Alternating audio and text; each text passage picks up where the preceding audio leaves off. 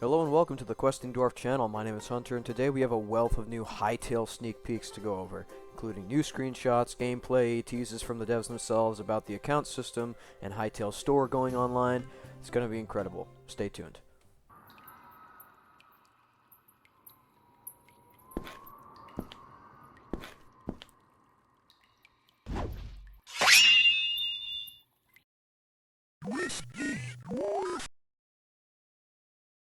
The amount of information Hytale released in the past couple days has been historical, to say the least. Never before has the Hytale community received this much information about the game within such a small time frame. It's definitely a sign of their mindset going forward, an open and honest Hytale that wants to get the game in the hands of the players as soon as possible. Alright, before we go on, we're going to do things a tad differently today. As I'm going over the information given to the community, we will have a little annotation in the bottom telling you if the info here is speculation, if it's outright confirmed, or doubtful at best. Thank you, Tyler McVicker, for the good idea. First up, we have the Hytale screenshots. 6 screenshots to be precise. 5 were released yesterday and 1 today, showing a variety of locations and mobs we'll get to see within the game. First shows a skeleton in Zone 4 wielding a double-sided glaive. I can't tell for sure if it's flaming or magical, but it's a cool look at a new weapon type I don't think we've seen before. Next up, we have a very familiar face, a Quebec lookout with a leaf spear and a chestnut helmet on a watchtower. I can only assume that the watchtower is built into the tree like many other Quebec-related buildings. My favorite part of this screenshot is what I think is a firefly in a cage there to provide light. I always appreciate looks at Zone 1. It's undoubtedly going to be where my base is going to go. That'll probably be a vanilla kind of opinion, but, you know, it's green and beautiful. Thirdly is no doubt the most exciting screenshot we've gotten of this glowing knight in the Zone 3 underground. Imagine finding this thing while going mining. Like, not only does it already have dual-wield swords, but he's got 6 floating around himself. It's pretty interesting how the game's difficulty seems to scale with the zones. I imagine it'll be a lot more powerful than most things we see in Zone 1 or 2. The last environment type screenshot is of some skeletons in Zone 3, seemingly coming across what the Hytale account says is an Outlander village. This is one of the more boring ones, so I don't really have much to say. Moving on.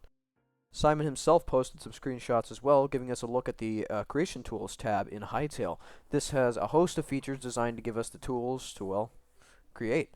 From spawning mobs to world gen, machinima, this is going to be great for people who enjoy the more creative side of things. Next up, gameplay. This is the main attraction. We got 16 minutes of gameplay recorded by Simon and was uploaded to the Hytale YouTube channel. Not only is this the most amount of gameplay ever given to us at one time, but it's some of the only footage of the game actually being played in first person. We get to see the combat in all its glory and the various systems Hytale has for stamina, health recovery, AI, special moves. The main thing we get to see in this gameplay are the environments and the combat. Crafting and other systems aren't really shown, but it's still like really refreshing to, you know, see the game. Let's take a look.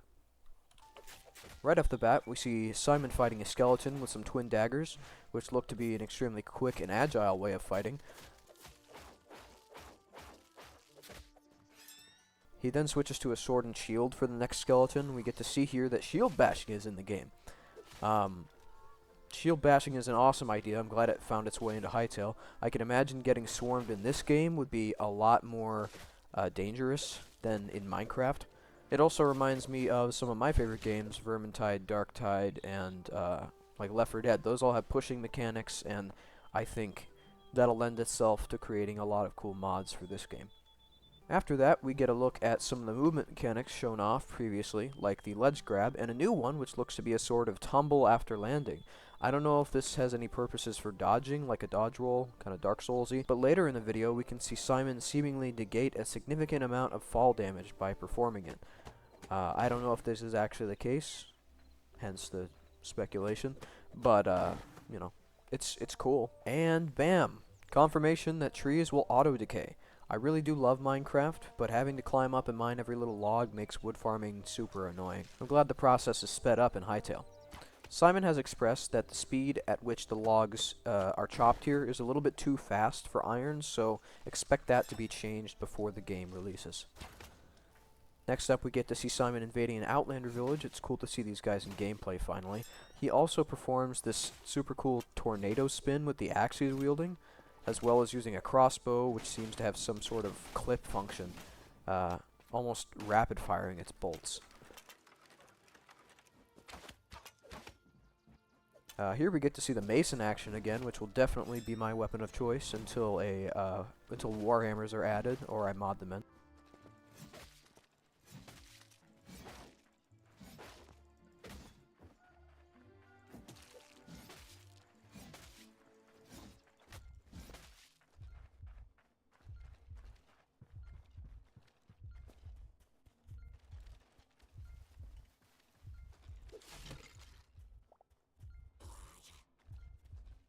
Simon gets pretty injured and runs off to eat what looks like an apple or a berry, which gives him health regen.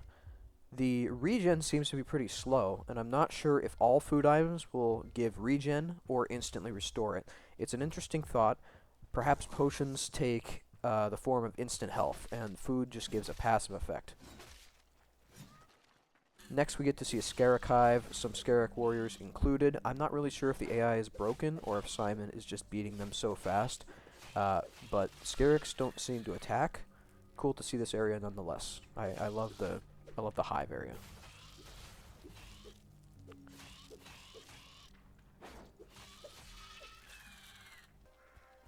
This next shot we're back in Zone 3, and for a split second we can see what looks like two skeleton scouts searching for Simon. It's cool to see because they previously shown and told a lot about the game's enemy awareness systems. Perhaps enemies that have seen you in an area actively hunt you down. That would be pretty goddamn cool.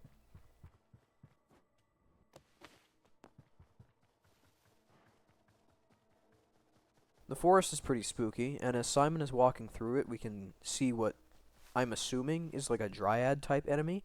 But I did see someone on Twitter that compared its ears, supposed ears, to that of a Quebec. So maybe it's some sort of corrupted Quebec enemy. On a scarier note, he then runs into one of those demon brute things that surprises him in the fog. That's definitely going to make me shit my pants when I'm playing. Directly after this, Simon plops down some sort of healing totem, which grants a lot of health regeneration, and perhaps stamina. It's unclear, but I'm assuming that it's only health because of the symbol on the left. It does look like the stamina is regenerating, but I think that just might be like the regular character stuff, and the symbol on the left is what we should go after. It is nice that we won't have to open our inventories to see ongoing effects. Some of my most anticipated areas of this game are the swamps. It's just a dangerous environment to be in, and from the looks of it, there's a lot more than fishmen to be found there. We got skeletons, we got this ghost thing, like, I don't know what the hell that is.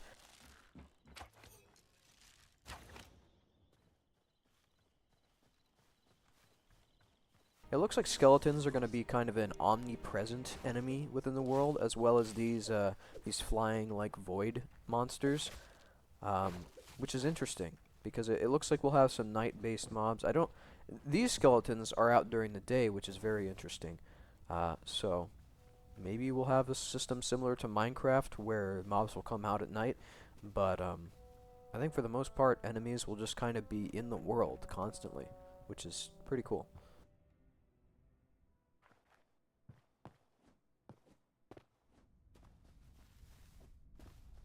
A fan favorite since this video came out is the underground forest, and I have to be honest, it's hard not claiming it as my favorite as well. It's a really pretty place, and as you're walking around, we can see something super cool, but pretty subtle. Hytale's engine has ray lighting and water reflections. It's cool knowing that the game is built with this kind of lighting in mind. I think shader packs for Hytale are going to turn this already incredibly pretty game into a completely breathtaking one. Now this is my favorite part of the video, because it outright confirms that there are muskets in the game. I love the musket mod in Minecraft, and knowing that this game will have them is so cool. In a somewhat unrelated note, I've always wanted to make a Warhammer Fantasy themed Minecraft server, and with all the creation tools and existing assets within this game, it looks like Hytale is going to actually be the perfect place for it. And besides all that, blowing your enemies away with powder and shot is just badass. The final clips show the creative mode of Hytale, showing off the creative inventory, speed controls when flying, and the creation tools tab, which in itself contains a plethora of tools for map creators, modders, and machinima makers. We also get this clip of a portal in action.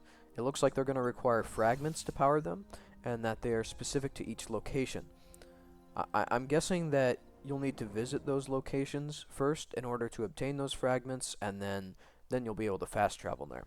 I highly suggest going and checking out the gameplay video yourself so you can get a feel for how the atmosphere of Hytale will be, and so you can see the parts that I didn't include here.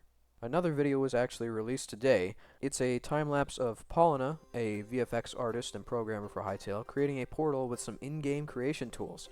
It's amazing that this kind of stuff is going to be available in-game, and it's pretty cool to see the creator's process, even if I have no idea what's going on. Some more sprinklings of news have been shared throughout the day by various developers on the game, including that one of the purchasable editions of the game will indeed be called the Cursebreaker Edition, and will include a exclusive cape, I think. Speculation. I'm sure we already knew capes were in the game, but the fact that they'll be collectible is both nostalgic and pretty cool. The Hytale website was also updated, bringing a game info page detailing all the features Hytale will have. I recommend you check that out yourself as well. In a teasing announcement from the devs, updates have been made to both accounts.hytale.com and store.hytale.com. One can only assume that this means two things: that an announcement regarding the release date of the game is coming very soon, and that the game will indeed be purchasable before the launch of the game so players can reserve their names. A release date within the coming days and name reservation have already been confirmed, so it shouldn't be very long until we're finally able to buy Hytale. Well, goddamn, that was a lot of information, and I'm sure there's bound to be even more information in the coming days. Thank you for watching. If you want an unfiltered news source for everything Hytale, feel free to subscribe, like if it fancies you, and I'll see you in game. Bye-bye.